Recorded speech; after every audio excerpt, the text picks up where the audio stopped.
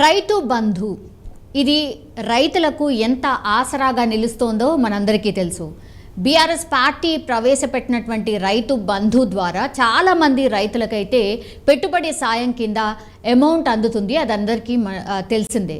అయితే అసలు రైతు బంధు లెక్క ఏంటి, రైతు బంధు ఇప్పటి వరకు ఎవరెవరికి అందింది, ఎందుకంటే ఈ చర్చ ఎందుకు స్టార్ట్ అయింది అంటే రైతు బంధుని కాస్త రైతు భరోసాగా మార్చింది ఇప్పుడున్నటువంటి సర్కార్, అంటే కాంగ్రెస్కి సంబంధించిన సర్కార్.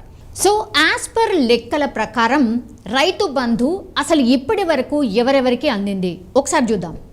60% రైతు బంధు పెట్టుబడి సహాయాన్ని అయితే ప్రభుత్వ ఉద్యోగులు, ప్రజాప్రతినిధులు అంటే పొలిటీషియన్స్, పెద్ద వ్యాపారస్తులు, డాక్టర్స్, ఇంజనీర్స్, లాయర్స్, వృత్తి విద్యా నిపుణులు ఎవరైతే ఉంటారో వాళ్ళకి, రియల్ ఎస్టేట్ దిగ్గజాలు ఏవైతే ఉంటాయో వాళ్ళకి, పారిశ్రామికవేత్తలకు, కాంట్రాక్టర్స్, సెలబ్రిటీస్, పూర్తిగా రిచెస్ట్ అంటే వాళ్ళకి అసలు అవసరమే లేదు, నిజంగానే సాగులో కూడా వాళ్ళ భూమి ఉండదు, వాళ్లకు కూడా ఇలా రైతు బంధు అందినటువంటి సిచ్యువేషన్ ఉంది. సో వీళ్ళు ఎలాంటి ఆర్థిక ఇబ్బందులు పడట్లేదు, అండ్ వాళ్ళకి ఎట్లాంటి పెట్టుబడి సహాయం కూడా అవసరం లేదు, అండ్ అప్పులు కూడా వాళ్ళకు లేనే లేవు. సో 9 నుంచి 10,000 కోట్ల రూపాయలు కేవలం వీళ్లకు మాత్రమే రైతు బంధు రూపంలో అందింది అనేది ఒక లెక్క చెప్తోంది. తెలంగాణ ఎక్కువగా వ్యవసాయ ఆధారితంగానే ఉంటుంది. మన రాష్ట్రం మనందరికీ తెలిసిందే. వ్యవసాయ ఉత్పాదనలు కావచ్చు, లేదంటే రైతులకు ఆదాయాన్ని పెంపొందించడానికి అండ్ రైతులను అప్పుల ఊబిలో నుంచి బయట పడేసేందుకైతే 2018-19లో ఖరీఫ్ సీజన్ నుంచి అయితే వ్యవసాయ పెట్టుబడి పథకం ఏదైతే ఉందో నేను చెప్పినట్టుగా రైతు బంధు పథకాన్ని బీఆర్ఎస్ సర్కార్ ప్రవేశపెట్టింది. సో ఈ పథకం భూమి యజమానులు అందరికీ కూడా, అంటే వారి వ్యక్తిగత ఆదాయం అండ్ సంపదతో అసలు ఎలాంటి సంబంధం లేకుండానే రైతు బంధు అందరికీ ఇచ్చుకుంటూ వెళ్ళాం.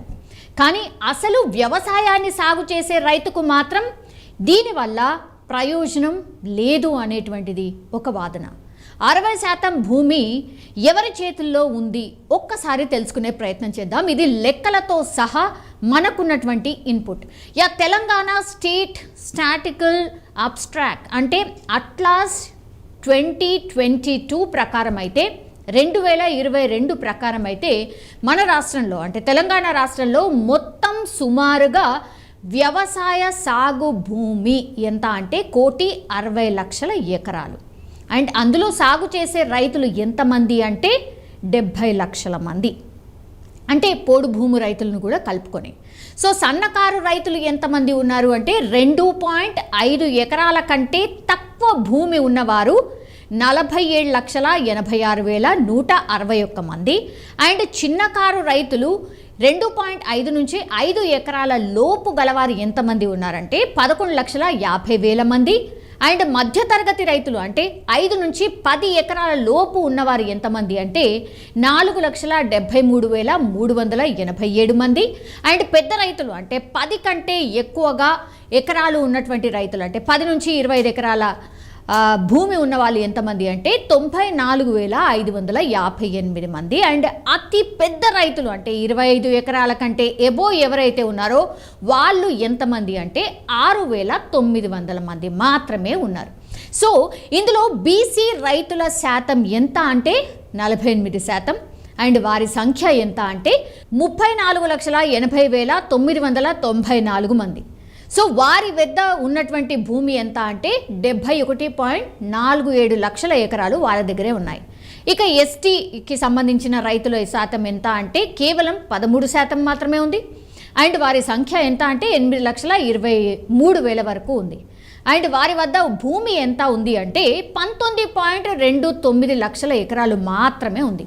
ఇక ఎస్సీ రైతుల విషయానికి వస్తే కేవలం 9% మందే ఉన్నారు. వారి సంఖ్య వచ్చి 8,54,151 మంది. అండ్ వారి వద్ద ఉన్నటువంటి భూమి ఎంత అంటే 13.53 లక్షల ఎకరాలు మాత్రమే. అండ్ ఓసీ ఎవరైతే ఫార్వర్డ్కి సంబంధించిన అంటే ఓసీకి సంబంధించి మనందరికీ తెలిసి వాళ్ళ రైతుల శాతం ఎంత అంటే 30%గా ఉంది. అంటే వాళ్ళ సంఖ్య ఆల్మోస్ట్ 13,41,342 మంది ఉన్నారు. వారి వద్ద ఉన్నటువంటి భూమి ఎంత అంటే 44.41 లక్షల ఎకరాలు వాళ్ళ దగ్గరే ఉంది. అండ్ 25 ఎకరాలు లేదా అంతకంటే ఎక్కువ ఎకరాలు గలవారు చాలా కొద్ది మందే ఉన్నారు. కానీ వారి వద్ద వేలాది ఎకరాల భూమి ఉండడం ఇక్కడ మనము గమనించవచ్చు. సో ఇందులో ఎస్సీ వర్గాలకు చెందినటువంటి వారు 65 మంది, అండ్ ఎస్టీ వర్గాలకు చెందిన వారు 153 మంది, బీసీ వర్గాలకు చెందిన వారు 1215 మంది, ఓసీ అండ్ ఇతర ఉన్నత వర్గాలకు చెందిన వారు 5467 మంది ఉన్నారు. వీరిలో కనీసం 500 మందికి 50 నుంచి 100 ఎకరాలకు పైగానే భూమి ఉంది. సో కుటుంబాలను పరిగణలోకి తీసుకుంటే కేవలం 2 నుంచి 3% మందిని మనం క్యాల్కులేట్ చేసుకుంటే కనుక 14 నుంచి 15 లక్షల ఎకరాల భూమి వాళ్ళ దగ్గరనే ఉంది. సో దీన్ని బట్టే అర్థం చేసుకోవచ్చు, ఈ లెక్కలే మనకు స్పష్టంగా చెప్తున్నాయి భూమి ఎవరి దగ్గర ఉంది అనేసి.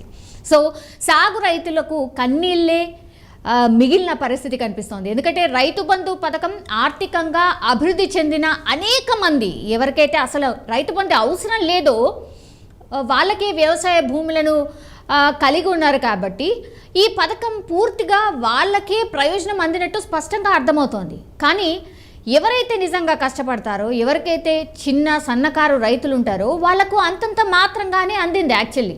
సో విచిత్రంగా ఇటీవల కాలంలో ఎవరైతే రిచెస్ట్ వాళ్ళు ఉన్నారో భూ యజమానులు వ్యవసాయ కూలీల కొరత కారణంగా వాళ్ళు కష్టపడి పనిచేయడానికి ఇష్టం లేక ఆర్ వాళ్ళ వల్ల కాక తమ భూములను ఎవరైతే కష్టపడుతున్నారో రైతులకు వాళ్ళు పేద రైతులకు కౌలుకి ఇచ్చేస్తున్నారు. సో వాళ్ళ కావట్లేదు కాబట్టి కౌలు రైతులకు చాలామంది ఇచ్చేస్తున్నారు. ఎందుకంటే వాళ్ళ దగ్గరనే ఎక్కువ అమౌంట్ ఆఫ్ భూమి ఉంది, వాళ్ళు ఎక్కడ కూడా సాగు చేయట్లేదు.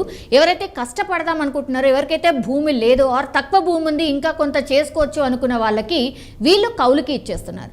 అంతేకాకుండా రియల్ ఎస్టేట్ లేదా ఇతర ఏవైతే కమర్షియల్ దానికోసం చేసుకుంటున్నారో అసలు ఆ సాగులో కూడా లేదు, అయినా సరే వాళ్లకు రైతు బంధు డబ్బులు అందుతూ వస్తూ ఉన్నాయి. సో ఈ ప్రయోజనం అంతంత మాత్రంగానే ఉంది కాబట్టి ఎవరైతే రియల్గా రైతులు ఉన్నారో, ఎవరైతే ఆరుగాలం కష్టపడుతున్నారో వాళ్ళకి అసలు ప్రయోజనమే లేకుండా పోయింది. ఇది అతిపెద్ద వాదన. సో ఉమ్మడి రంగారెడ్డి, హైదరాబాద్ భూములకు ఎకరానికి కనీసం మార్కెట్ ధర, ఇప్పుడున్నటువంటి మార్కెట్ ధర 40 నుంచి 50 కోట్ల రూపాయలు పైగానే ఉంది. సో వీటికి కూడా రైతు బంధు వస్తోంది. సో అసలు ఏ క్యాలిక్యులేషన్ ప్రకారము ప్రభుత్వాలు అసలు ఏది తెలుసుకోకుండానే, క్యాల్కులేట్ చేయకుండానే, వాళ్ళకి అవసరం లేకుండానే ఈ సొమ్మంతా వేసింది అన్నటువంటిది ఈ లెక్కల ప్రకారం స్పష్టమవుతున్న పరిస్థితి. అండ్ ప్రతి జిల్లా కేంద్రం, నియోజకవర్గ కేంద్రం, మండల కేంద్రం పరిధిలో కూడా ఏవైతే ముఖ్య ప్రాంతాల్లో ఉన్నాయో సో వాళ్ళ భూముల ధరలు కూడా విపరీతంగా ధరలు పెరిగిపోయాయి. ఇలా పైన నేను చెప్పినటువంటి ఏదైతే ఇన్ఫర్మేషన్ ఉందో సో వాళ్ళందరికీ కూడా రైతు బంధు ఇప్పుడు ఆపే ప్రయత్నం జరుగుతోంది. అందులో భాగంగానే పూర్తిగా ఒక సర్వే అనుకోండి ఆర్ లెక్కలు అనుకోండి, ఇవన్నీ కూడా తెప్పించుకొని ఎవరికైతే నిజంగా అవసరమో వాళ్ళకే ఇవ్వాలి అన్నటువంటి వాదన. సో వీళ్ళందరికీ ఇచ్చుకుంటా పోయారు కాబట్టి యాక్చువల్లీ ప్రతి సంవత్సరం అంటే అనవసరంగా రైతు బంధు ఇచ్చి ఖర్చు చేసింది ఎంత అంటే లెక్కల ప్రకారం 10,000 కోట్ల రూపాయలు ఇలా ఎవరికైతే అవసరం లేదో ఆర్ సాగులో భూమి లేదో వాళ్లకు ఇస్తూ వచ్చింది గత సర్కార్ అనేటువంటిది ఈ లెక్కల ప్రకారం క్యాల్కులేట్ చేస్తే వచ్చిన అమౌంట్. సో ఇది ఆదా చేసుకోవచ్చు అనేటువంటిది ఇప్పుడున్నటువంటి సర్కార్ వాదన. సో తెలంగాణ రాష్ట్రం ఆర్థిక పరిస్థితి కూడా ఏమాత్రం బాగాలేదు. మనం ఈ మధ్యకాలంలో మనం వింటూనే ఉన్నాం అండ్ ప్రాక్టికల్గా చూస్తూనే ఉన్నాం. సో గత ప్రభుత్వాలు వరుసగా చేసినటువంటి ఏదైతే అప్పులు ఉన్నాయో సో ఈ అప్పుల వల్ల తెలంగాణ రాష్ట్రం పూర్తిగా అప్పుల ఊబిలో కూరుకుపోయింది అన్నటువంటి మాట పదే పదే వినిపిస్తోంది. సో ఇట్లా తెలంగాణ ఆర్థిక పునర్నిర్మాణానికైతే సంపన్నులు అండ్ ఆర్థిక స్తోమత ఉన్న తెలంగాణ భూ యజమానులందరూ వాళ్ళకిచ్చి వాళ్ళే స్వచ్ఛందంగా ముందుకు వచ్చి రైతు బంధు సొమ్మును స్వచ్ఛందంగా వదులుకోవాలి అనేటువంటి మాట వినిపిస్తోంది. సో వాళ్ళకిచ్చి వాళ్ళే మాకు రైతు బంధు అక్కర్లేదు అనేటువంటిది చెప్పాలి అనే వాదన వినిపిస్తోంది. So give it up Rythu Bandhu ఒక ఉద్యమం స్టార్ట్ అయింది.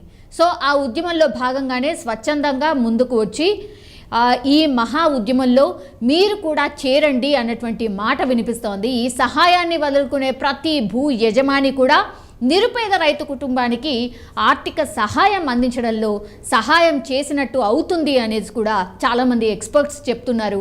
ఇప్పటికే అప్పుల భారంతో మన రాష్ట్రం భయంకరమైన పరిస్థితి ఉంది కాబట్టి సో ఒక మంచి ఆర్థిక బహుమతిగా ఇది ఉంటుంది రాష్ట్రానికి అన్నటువంటిది వాదన అయితే వినిపిస్తోంది. సో ఎంతమంది నిజంగానే ఈ లెక్కల ప్రకారం చూస్తే ఎంతమంది రైతు బంధు వదులుకోవడానికి ముందుకొస్తారు? ఆర్ గవర్నమెంట్ చర్యలు తీసుకునే వరకు వెయిట్ చేస్తారా? మీకు వర్తించదు అనే వరకు వెయిట్ చేయబోతున్నారా? లేదంటే స్వచ్ఛందంగా వచ్చి రైతు బంధుని వదులుకుంటారా? ఇదైతే అతిపెద్ద చర్చ నడుస్తోంది. బట్ ఈ లెక్కల ప్రకారం అయితే స్పష్టంగా ఈ లెక్కలు చెప్తున్నాయి. ప్రతి సంవత్సరం 10,000 కోట్ల రూపాయలు ఎవరికైతే నిజంగానే రైతు బంధు అక్కర్లేదో వాళ్లకు వేసిన సిచ్యువేషన్ కనిపిస్తోంది. 10,000 కోట్ల రూపాయల ఆర్థిక భారం తగ్గడం అంటే మామూలు విషయం కాదు. సో డెఫినెట్లీ ఒకవేళ వాళ్ళు స్వచ్ఛందంగా వస్తే ఓకే, లేదంటే డెఫినెట్లీ ప్రభుత్వం అయితే ఆ దిశగానే ఆలోచిస్తున్నట్టు స్పష్టంగా అర్థమవుతోంది. రియల్లీ ఎవరికైతే రైతులకు అవసరం ఉంటుందో ఆ రైతు భరోసా వాళ్ళకే ఇవ్వాల్సిన అవసరం డెఫినెట్లీ కనిపిస్తోంది.